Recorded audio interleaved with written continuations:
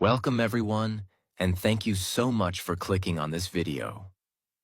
Today, I am going to share with you one of the most inspiring, emotional, and powerful life stories of our time.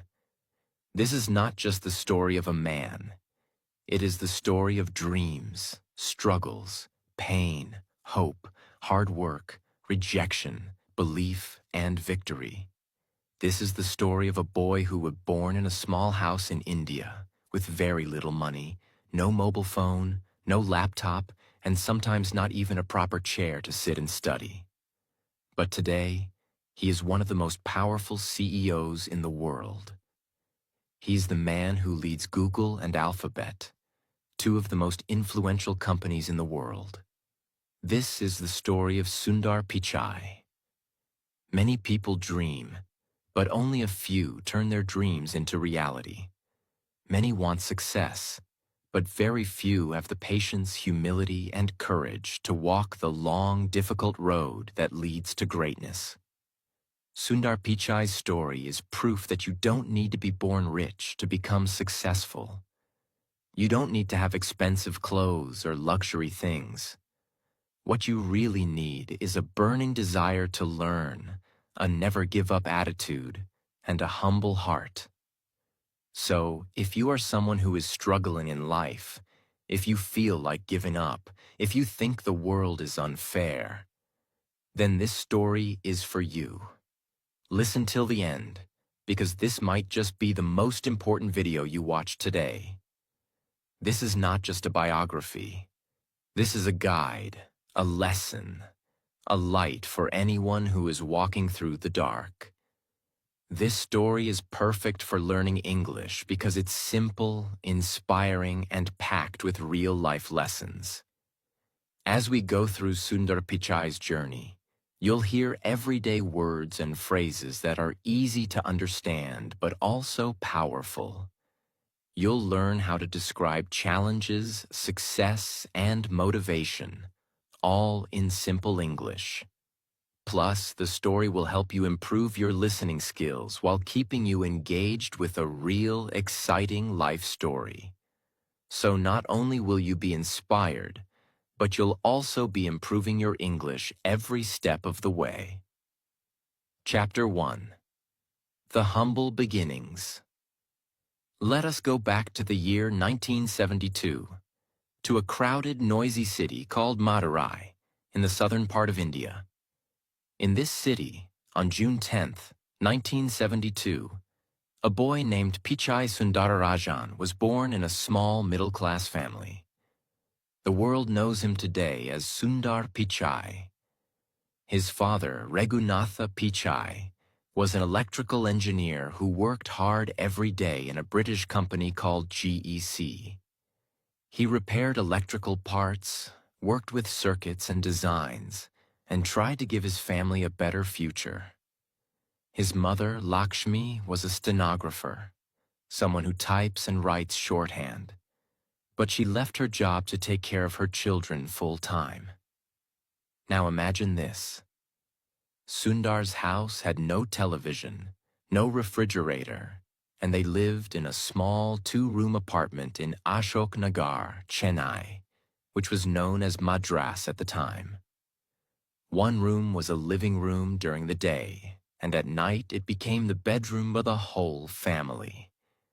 They didn't have a car. They used a scooter to go anywhere.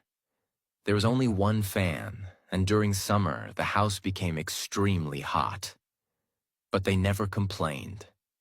They were happy, simple people. Sundar shared his room with his younger brother. Sometimes his relatives also came to stay in the same house. The space was small, but the dreams inside that small house were big. Sundar's childhood was filled with questions. He was always curious. He wanted to know how things worked, how a telephone works, how electricity travels, how machines are built. He asked his father many questions, and his father always answered with patience. This is where Sundar first learned the value of knowledge and learning. Every evening, his father would come home from work and talk to Sundar about what he did in the factory. Sundar listened carefully. He didn't understand everything, but he learned to think like an engineer. He learned that behind every great thing in a world, there is hard work, discipline, and design. Now listen to this powerful part. They got a telephone at home only when Sundar was 12 years old. It was a simple rotary phone. You had to turn the dial to call someone. And here's something very surprising. Sundar had a photographic memory. He could remember every single phone number he dialed, even after calling it once. That was the first moment when his family realized Sundar is special. Even though he was very intelligent, Sundar was never proud or arrogant. He was quiet, polite, and shy. He was the kind of boy who sat in the back of the class but always scored the highest marks. He studied in Jawahar Vidyalaya, a school that was not fancy or elite, but it had good teachers. Sundar loved maths and science. He liked solving problems. He was not someone who learned only to pass exams. He learned because he enjoyed learning. Now you may ask, did he have tuition? Expensive books? No. He studied with what he had. He borrowed books from others. He worked harder than most students. And he never wasted time. When he grew older, he studied at a school called Vanavani, inside the IIT Madras campus. He saw brilliant students and professors there, and he started dreaming. One day, I want to go to a big college too. But dreams are not enough. Dreams must be followed by effort. After years of hard work and sleepless nights, Sundar Pichai finally made his parents proud by getting admission to IIT Kharagpur, one of the top engineering colleges in India. This was a big moment, not just for him, but for his entire family.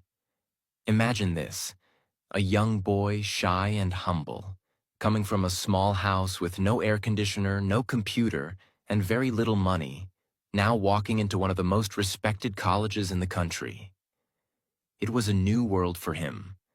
Big classrooms, brilliant minds, competitive students, and highly experienced professors. But here's something you should know. Even though he got in, life did not become easy. In fact, it became even tougher. Sundar chose to study metallurgical engineering, the study of metals, materials, and how they work in industries. Now you may ask, why metallurgy? Why not computer science? The truth is, Sundar was not from a rich family. He didn't know much about computers at that time. In fact, during his early IIT days, he had never even touched a real computer. But he was curious. He listened. He observed. He started learning about programming and coding in his own time. He read books that others ignored. He would sit in the computer labs for hours, watching how things worked. At IIT, he met students who came from big cities, rich families, and modern schools. They had better clothes, more confidence, and strong English. Sundar, in comparison, was soft-spoken, and his English was still developing. Did he feel small? Yes. Did he give up? Never. He didn't speak much, but he listened more than anyone. He was not loud, but his thoughts were sharp. He didn't try to compete with others. He tried to compete with himself. Sundar worked silently. While others were wasting time partying, Sundar was reading books, solving problems, and thinking deeply. He never tried to show off. He was focused on one thing: growth. His professors noticed his talent. They saw that Sundar had something special, a calm mind and deep intelligence. One professor even said, "Sundar Pichai is one of the most promising students I've ever seen." During his final year at IIT, Sundar applied for a scholarship to study in the United States of America. His dream was to do a master's degree from a top university abroad. He applied to Stanford University, one of the best universities in the world. And guess what? He got selected. But now came the biggest challenge: money. The flight ticket from India to the USA cost almost $1,000 at that time, which was more than his father's entire yearly salary.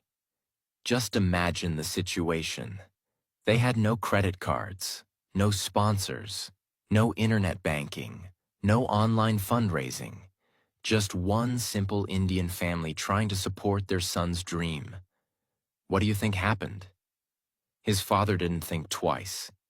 He took a loan, used up all his savings, and borrowed money from relatives. Because he believed, if I invest in my son's education, it will change his life. That is what great parents do.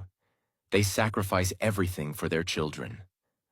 So one day, with one suitcase, a heart full of hope and tears in his mother's eyes, Sundar Pichai took his first flight ever, from Chennai to California.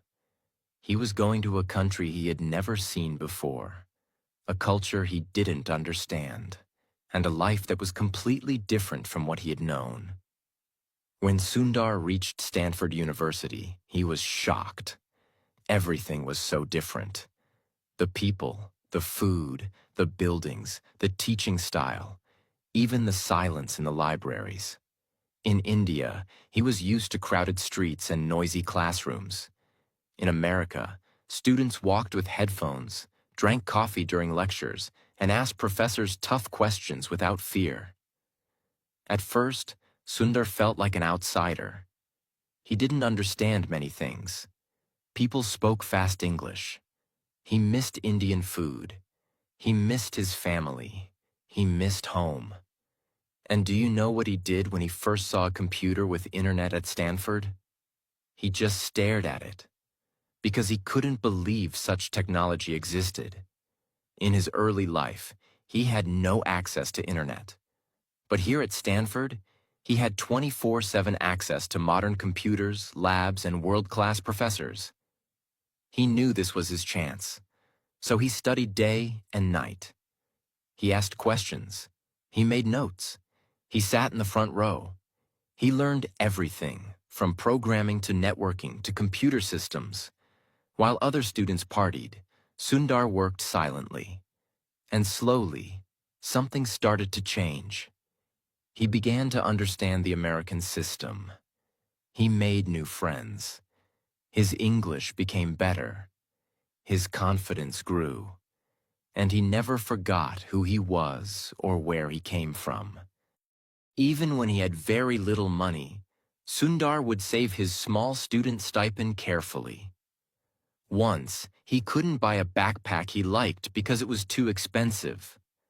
So he waited, worked part-time, and bought it later, because he knew every dollar counted.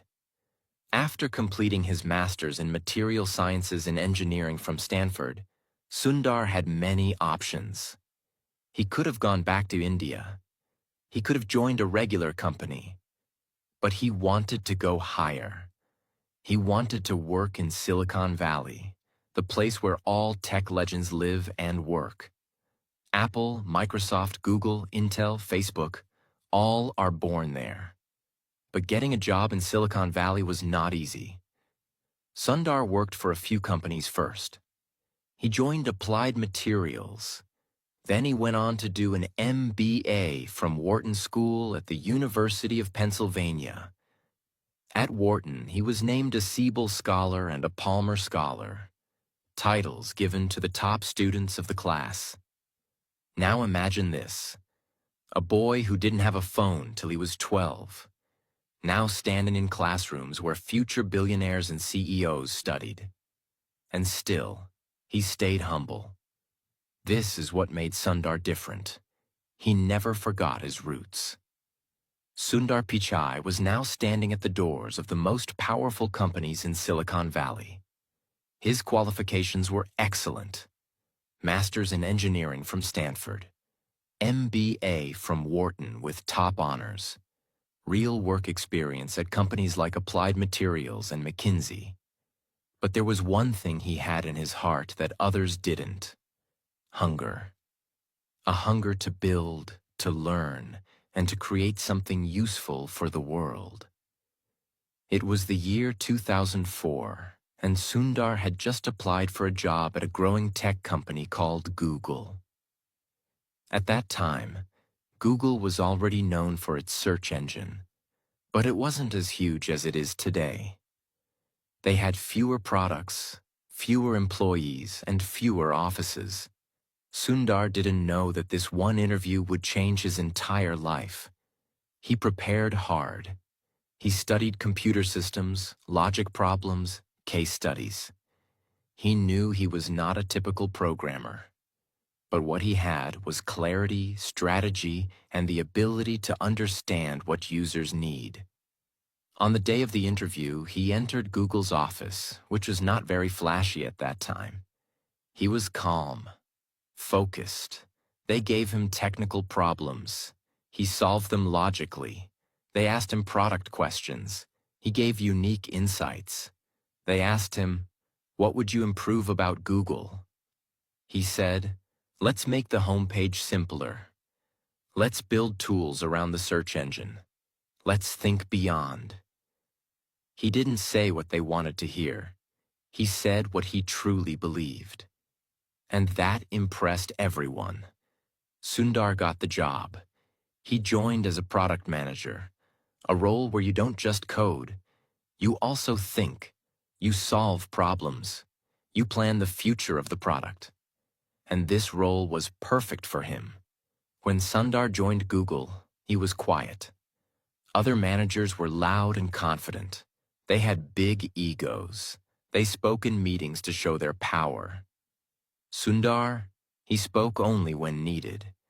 But when he did, people listened.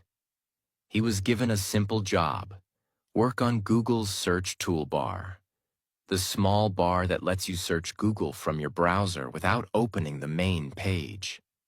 It was not a glamorous job. No one thought it was important. But Sundar saw the future. He realized that if people used Google directly from their browser, they would stop using other search engines. Google would become faster, easier, and more natural. So he worked day and night to make the toolbar better. He studied how users searched, how fast the results came, and what made the experience smooth. He focused on user behavior, what people really wanted, not just what engineers wanted to build. He improved the toolbar until it became a major reason for Google's early success. As Sundar was working, he saw a big problem. Most people were using Microsoft's Internet Explorer or Mozilla Firefox to browse the internet. But those browsers were slow, clunky, and full of bugs. He thought, why not build our own browser? This was a huge risk. Google was a search company, not a browser company. Building a browser would take years, and many senior leaders said it was a bad idea. But Sundar believed in speed, simplicity, and control. He said, if we control the browser, we can improve the full user experience. And if we don't build it, someone else will. Still, no one was ready to fund his idea. So what did he do? He kept pushing. He made presentations. He showed prototypes. He convinced one team member at a time. He created a small team and started building in secret. Finally, Larry Page, Google's co-founder, believed in him and said, let's go for it. That project became Google Chrome. When Chrome launched in 2008, it was clean, fast, and easy to use. People loved it. Within a few years, Google Chrome became the #1 browser in the world. And this one product made Sundar Pichai a rising star inside Google. Why? Because he had a clear vision. He built a strong team. He took a huge risk. And most importantly, He put the user first. He didn't build Chrome to become famous. He built it to solve a real problem. And that's what true leaders do. After Chrome, Sundar didn't stop. He worked on Google Drive, Gmail improvements, Google Maps, Android. He later took full control of Android. Every time, he led his team with humility. He was not bossy. He listened to others. He allowed people to disagree. He created a culture of respect. His colleagues said, "Sundar makes you feel smart, even if he's the smartest guy in the room." He was not a micromanager. He gave people space. But he always asked one question: how does this help the user? That's why his projects were always successful, because he focused on people, not just technology. It was August 10th, 2015, a normal Monday. Sundar walked into the office like always. But this time, something big happened. Larry Page and Sergey Brin, the founders of Google, announced that Sundar Pichai would become the new CEO of Google. The whole tech world was surprised. But people inside Google were not. They knew this day would come. Because Sundar was not just an engineer. He was a visionary, a thinker, a leader, a problem solver, and most importantly, a kind and respectful human being. Think about it. The boy who grew up in a 2-room apartment in Chennai, who stood in lines to use a phone, who didn't have access to a computer until he came to the US, was now in charge of a company that controls the internet for billions of people. This was not a dream anymore. This was real life. But with great power comes great pressure. And that's what this chapter is all about. Sundar walked into the office on his first day as CEO without bodyguards, without shouting, without a dramatic press conference. No big speech, no loud words, just a warm smile, a quiet presence, a confident walk. He stepped into a room full of Google's top executives. He didn't start by talking about profits or numbers. He simply asked, "What's best for our users? What can we do that truly helps the world?" This was the kind of leader he was. Simple, thoughtful, user-focused, and deeply human. Being CEO of Google is not like running a small company. It's more like being a global leader. Why? Because Google touches billions of lives daily through search, YouTube, Gmail, Maps, Android. Millions of businesses through advertising and cloud services. Governments and schools through data, privacy, regulations. Every single decision Sundar made would be seen, judged, and discussed globally. If he made a mistake, it would be on the news. If he fired someone, it would trend on social media. If he launched a new product, the entire tech world would analyze it. So how did he handle that kind of pressure? Calmly, softly, powerfully. He didn't panic. He didn't play politics. He didn't attack critics. He did what he always did. He listened, thought deeply, and then spoke with clarity. Soon after Sundar became CEO of Google, another huge change happened. Google's co-founders, Larry Page and Sergey Brin, decided to step back and create a new parent company called Alphabet Inc. This was the holding company that would own Google, YouTube, DeepMind, Waymo, self-driving cars, and other ambitious projects. Guess what? In December 2019, Sundar Pichai was made the CEO of Alphabet too.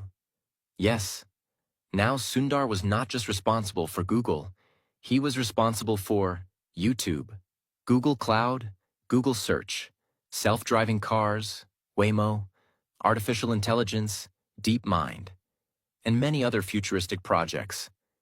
It was like being the captain of 10 massive ships at once, each with its own engine, team, and mission. Still, he didn't panic.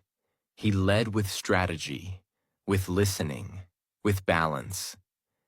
Being a tech CEO means you're not only dealing with engineers and products, you're also dealing with governments, courts, activists, the public, and politics. Here are some of the major storms Sundar faced and how he handled them. The U.S. Congress hearings, 2018. In 2018, Sundar Pichai was called to testify before the United States Congress. Why? Because lawmakers were worried about user data privacy, political bias in search results, monopoly concerns, whether Google was too powerful. It was a tense moment. Powerful politicians were sitting across from him. Cameras were rolling live. Every word he said could become global news. But Sundar sat calmly. He explained Google's technology in simple words. He made complex systems sound human and understandable. He repeated one message. We do not manually control search results. We use algorithms, and our focus is to provide the most relevant results. He didn't argue. He didn't lose his cool. He simply educated. This moment proved something powerful to the world. Sundar Pichai was not just a tech expert. He was a communicator, a global leader, and a voice of reason in a chaotic world. The employee protests. Even inside Google, not everything was perfect. Employees protested certain military contracts. Some were upset about pay differences and lack of diversity. There were tensions around how AI should be used ethically. Sundar didn't run from these problems. He did town halls, where employees could ask tough questions directly. He listened, he responded, he made changes. He didn't try to be a boss. He tried to be a listener, a bridge, and a problem solver. While all this was happening, Sundar didn't stop focusing on innovation. Under his leadership, Google invested deeply in artificial intelligence, using it for translation, health, maps, search, and more. Google Cloud became a major business, helping companies around the world manage data and grow. Android kept improving, becoming the most used mobile system in the world. Google Pixel phones were launched and improved. He was not just maintaining old products. He was creating the future. With so much power, it's easy to forget where you came from. But Sundar didn't. Even today, he talks to students from India and around the world. He gives speeches encouraging kids from small towns to dream big. He reminds people that humility, kindness, and curiosity are more important than degrees or titles. In one interview, he said, "Success comes not from where you start, but from how far you're willing to go." This is who he has become. A man who leads billions, influences world decisions, and still lives by simple values. Many people think CEOs are always working, but Sundar knows the truth. Real success includes balance. He is not just a CEO, he is a father, a husband, a friend, a reader, a quiet observer of life. Family life. Sundar is married to Anjali Pichai, the same girl who supported him during college in India when he didn't have money to make phone calls. They have 2 children, and he makes time to be with them, no matter how busy he is. Personal habits. He starts his mornings with tea and a newspaper. He likes to walk and think deeply. He reads books about technology, history, psychology, and human behavior. He doesn't chase luxury. He chases clarity. Hobbies. He enjoys cricket, watching sports, and sometimes even cooking simple Indian dishes with his wife. Friends say, "He is the same Sundar we knew in college. He hasn't changed. He's still humble, still quiet, and still full of ideas." One of the most inspiring things about Sundar is this. He never tries to show off. He wears simple clothes. He speaks softly. He doesn't talk about money or fame. He talks about ideas, innovation, and how to make people's lives better. This is rare in today's world. Most people want attention. Sundar wants impact. In one interview, someone asked, "Why don't you act like other billionaires? You live so simply." He smiled and said, "My goal was never to be rich. My goal was to be useful."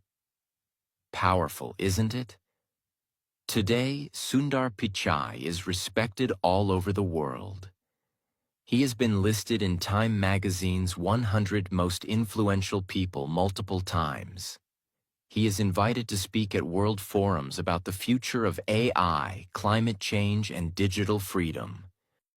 World leaders want to collaborate with him because he understands not only technology, but humanity.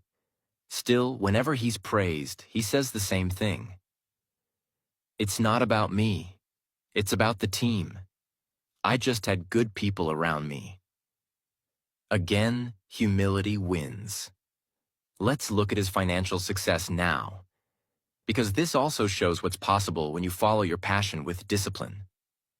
Net worth, as of 2025, estimated to be over 1.5 billion USD. Annual salary, around $240 million per year, including bonuses, stocks, and performance rewards.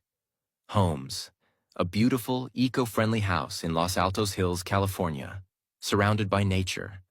No gold statues, 100 cars, just peace, books, trees, and family.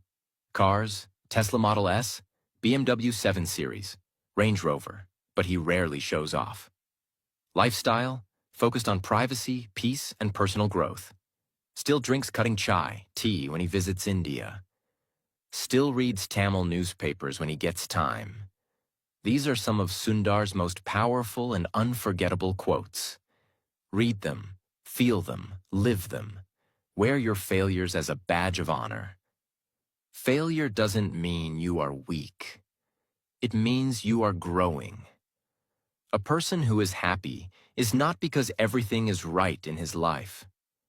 He is happy because his attitude towards everything in his life is right. Attitude is everything. As a leader, it is important to not just see your own success, but focus on the success of others. Leadership is about lifting others. Be impatient to learn, but be patient to apply what you learn. Learn fast. Apply slow and wisely. It is important to follow your dreams and heart. Do something that excites you. Passion is the fuel. Let's end this powerful journey with timeless lessons from Sundar's life. These are not just words. These are rules to live by if you want to rise from nothing to everything. 1. Your background does not define your future. Sundar came from a simple Indian family. He had no phone, no car, no money to study abroad. But he had dreams. Where you start doesn't matter. Where you're going, that's what counts. 2. Be curious like a child, always learning. He loved learning. Even as CEO, he reads every day. He listens to others. He upgrades his thinking. Stop scrolling. Start growing. Replace gossip with growth. Replace fear with learning. 3. Stay humble even when you rise. Sundar never became arrogant. He stayed soft-spoken, polite, grounded. Real strength is quiet. Real greatness whispers. 4. Choose kindness over ego. Even when attacked, he never hit back. He used truth, not anger. Calm, not chaos.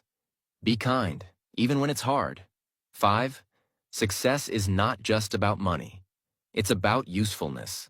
Sundar's goal was never luxury. His goal was to make a difference, and he did. Don't chase money. Chase meaning. 6. Believe in your own journey. He could have given up many times. When he was poor, when he was rejected, when people doubted him. But he believed. He kept going. Even if no one believes in you, you believe in you. Sundar Pichai's story is not just the journey of a tech leader, it's the journey of a human soul who started with nothing and built an empire with honesty, humility, and heart. Let his story remind you, you don't need to be born rich. You don't need to speak perfect English. You don't need connections. You need just one thing: a burning fire inside you to learn, to grow, and to never stop. No matter how hard life gets, if this story inspired you, if Sundar Pichai's life touched your heart, if you feel more motivated today, if you believe you too can rise, then subscribe to our channel to learn something new every single day. Here we tell you stories, teach you English, inspire your mind, and help you become the best version of you. This is not the end. This is your beginning. Go now, dream, work, grow. You are the next Sundar Pichai, and the world is waiting for your story.